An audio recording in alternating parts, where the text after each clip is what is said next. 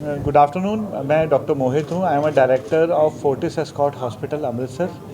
सो इस press conference में just एक इन्फॉर्मेशन थी कि हमने लेटेस्ट वर्ल्ड का नंबर 1 जो मोस्ट एक्यूरेट रोबोट है वो लॉन्च किया है जॉइंट रिप्लेसमेंट्स के लिए फोर्टिस में। It is the first in Punjab and recently second भी आ रहा है पंजाब में डीएमसी में, बट अभी फर्स्ट जो लॉन्च हुआ है हमारा अमृतसर में। एंड इससे this is the most accurate robot.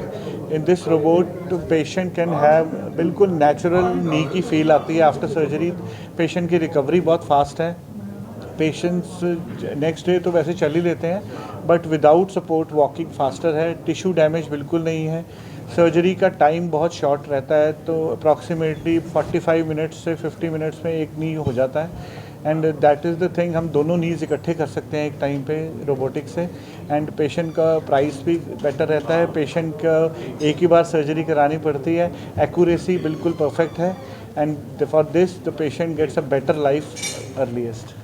Sir mostly कई केसेस में देखा गया है कि आफ्टर सर्जरी 6 से 7 मंथ्स आराम से लग जाते हैं उसको बेंड करने। वो बेसिकली जो रूटीन कन्वेंशनल सर्जरीज़ हैं 6-7 मंथ्स नहीं, रूटीन कन्वेंशनल सर्जरीज़ हैं उसमें 1.5 से 2 महीने लग जाते हैं सर्जरी के बाद। कई लोग थोड़ा सा उसमें कर ले, पेशेंट वेरी करता है, पर 1.5-2 महीने में पेशेंट कंफर्टेबल हो जाता है। But with robot because tissue damage कम है, एक्यूरेसी बिल्कुल परफेक्ट है। We are focusing on functional alignment. Patient का जैसे जब यंग टाइम में जो उनका नी था उसके हिसाब से हम नी को फंक्शनली अलाइन करते हैं एज़ पर रोबोट। सो उसके कारण ये हो जाता है that the patient gets a normal knee feel very fast.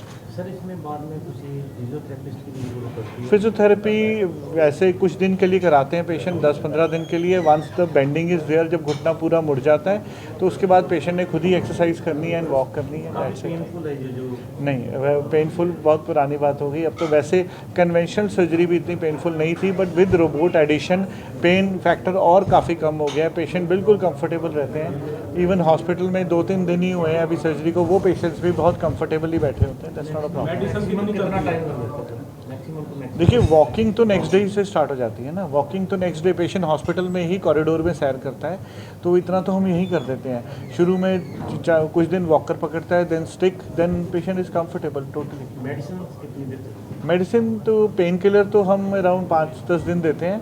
Basically जो हमारी स्टिफनेस की दवाई देते हैं एंड ताकत की दवाइयाँ तो खाता रहे पेशेंट, कैल्शियम एंड मल्टीवाइटामिन्स देते हैं। That's it. मेडिसिन तो नी रिप्लेसमेंट देखिए, आइडियली एज तो 60 to 65 ईयर्स होती है पेशेंट्स की, बट जो आजकल का सिनेरियो है बहुत यंग एज में, जिनका अभी मैं करके आया हूँ शी इज़ 54, जिनका मैं अभी करके आया हूँ शी इज़ 54 ईयर्स ओल्ड। सो इतनी यंग एज में पेशेंट्स इतने ख़राब नीज लेके आ रहे हैं, तो for such patients robotic is a bless.